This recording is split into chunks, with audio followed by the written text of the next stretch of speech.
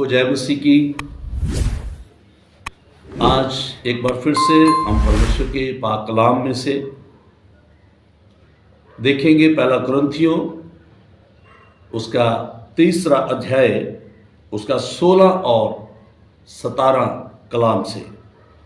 खुदावंद के पाक कलाम में ऐसा लिखा है, क्या तुम नहीं जानते कि तुम परमेश्वर का मंदिर हो और परमेश्वर का आत्मा तुम में वास करता है। यदि कोई परमेश्वर के मंदिर को नष्ट करेगा तो परमेश्वर उसे नष्ट करेगा, क्योंकि परमेश्वर का मंदिर पवित्र है और वह तुम हो। परमेश्वर के पाक कलाम से आज हम देख रहे हैं, यहां पे लिखा है, संत पौलुस रसूल कुरिन्थियों को इस खत में इस बात के बारे में कहते हैं कि हम जान सके कि हम कौन हैं। और यहां पर हम देखते हैं परमेश्वर का दास कहता है कि तुम नहीं जानते कि तुम परमेश्वर का मंदिर हो। आजकल हम देखते हैं परमेश्वर के लोग जो हैं परमेश्वर को इधर उधर भाग कर ढूंढने की कोशिश कर रहे हैं। कोई कहीं भाग रहा है, कोई कहीं भाग रहा है, जबकि परमेश्वर के पवित्र वचन में लिखा है, यीशु मसीह ने कहा कि आखिरी दिनों में ऐसा होगा, लोग ढूंढते फिरेंगे मसीह को। कोई कहेगा मसीह यहां है, कोई कहेगा मसीह वहां है। बाइबल में लिखा है ऐसा समय आएगा। लेकिन परमेश्वर का दास हमें इन वचनों में बताते हैं कि आप प्रभु को कहां ढूंढ सकते हैं, वो आपको कहां मिलेगा। परमेश्वर के रहने का इस पृथ्वी के ऊपर स्थान क्या है, कहां रहता है परमेश्वर। परमेश्वर का वचन जब हम पढ़ते हैं रेवलेशन में 3 अध्याय उसके 19 और 20 वचन में, तो वहां पर लिखा है, प्रभु ने कहा कि मैं दरवाजे के ऊपर खटखटाता हूं। वहां पर लिखा दिल के दरवाजे के ऊपर, मैं दिल के द्वार पर खटखटाता हूं। यदि कोई मेरी आवाज सुने तो अपने दिल का द्वार खोल दे और मैं उसके भीतर जाऊंगा और जाकर उसके साथ संगति करूंगा, मैं रफाकत करूंगा उसके साथ। तो इसका मतलब क्या है कि हम परमेश्वर के वचन से सीखते हैं कि परमेश्वर के रहने का जो एक्चुअल स्थान है, जो असली स्थान है, वो इंसान का जीवन है। वो हमारे जीवन के अंदर रहता है, वो हमारे दिल में रहता है, हमारी रूह में रहता है। तो वो वचन इस बात को स्पष्ट करता है कि परमेश्वर हमारे दिल में रहना चाहता है और वो हमारे दिल में ही रहता है। परमेश्वर की संसार में और कोई जगह नहीं है रहने के लिए। चाहे हम बड़ी बड़ी इमारतों को बनाएं, बड़े बड़े हॉल को बनाएं, चाहे हम बड़ी बड़ी कारीगरी के साथ हम बड़ी बड़ी बिल्डिंगों को बनाएं, परमेश्वर बिल्डिंगों में नहीं रहता। परमेश्वर इंसान के अंदर रहता है।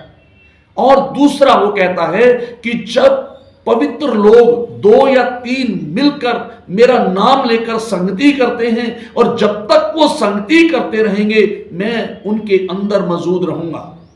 इसका मतलब क्या है, परमेश्वर पवित्र लोगों की संगति में, और यहां पर अगर अकेला आदमी है तो उसके मन में उसके साथ रहकर उसके साथ रफाकत करता है। तो पवित्र बाइबल हमें 2 जगहों के बारे में बताती है परमेश्वर कहां रहता है। एक, उसने कहा जब तुम पवित्र लोग 2 या 3 मिलकर मेरा नाम लेते हो तो मैं वहां पर हाजिर होता हूं संगति में। और दूसरा वो कहता है कि तुम परमेश्वर का मंदिर हो, तुम परमेश्वर का हैकल हो। और परमेश्वर का वचन यहां पर कहता है तुम नहीं जानते कि तुम परमेश्वर का मंदिर हो और परमेश्वर का आत्मा तुम में वास करता है। परमेश्वर अपने आत्मा के द्वारा हमारे बीच में रहता है।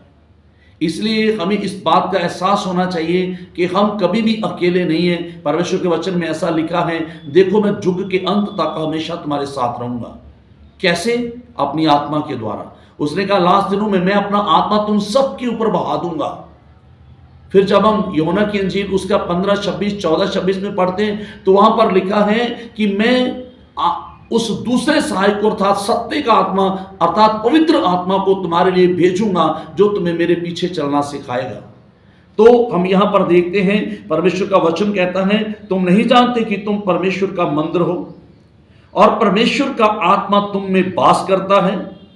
और फिर वो कहता है, यदि कोई परमेश्वर के मंदिर का नाश करे तो परमेश्वर उसका नाश करेगा, उसे नष्ट करेगा, क्योंकि परमेश्वर का मंदिर पवित्र है और वह तुम हो। परमेश्वर ने आज मेरे और आपके जीवन के लिए, हमें पवित्र बनाने के लिए अपने लहू को बहाया। सलीब के ऊपर उसने जो लहू बहाया, उसका लहू हमें शुद्ध करता है, हमें पवित्र बनाता है। जैसे पहला यूहन्ना उसका 1 अध्याय उसके 7 और 8 वचन में लिखा है कि यीशु का लहू हमें शुद्ध करता है सारे गुनाहों से, सारी बदी से।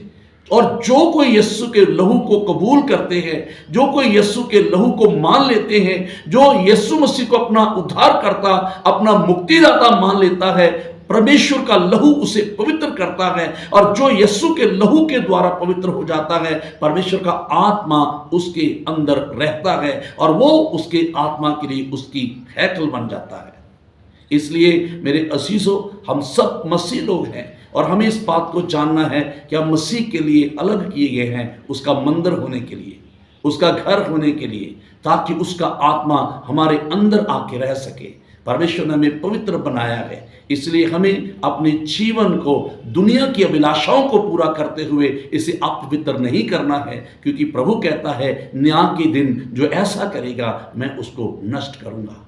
इसलिए हमें अपने जीवन को पवित्र रखना है। जब हम अपने जीवन को पवित्र रखेंगे तो परमेश्वर का पवित्र आत्मा हमारे साथ संगति करेगा, वो रफाकत करेगा। जैसे मैंने पहले ही बताया कि रेवलेशन 3:19 और 20 में लिखा है, वो दिल के दरवाजे पर खटखटाता है और कहता है कि यदि कोई मेरी आवाज़ को सुने, वो मेरे लिए खोल दे, मैं उसके अंदर आऊँगा।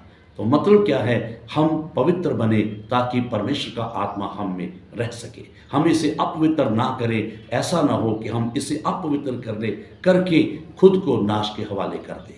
खुदावंद इस पाक कलाम के पढ़े और सुने जाने पर आप सबको आशीष और बरकत दे। सबको जय मसीह की बात।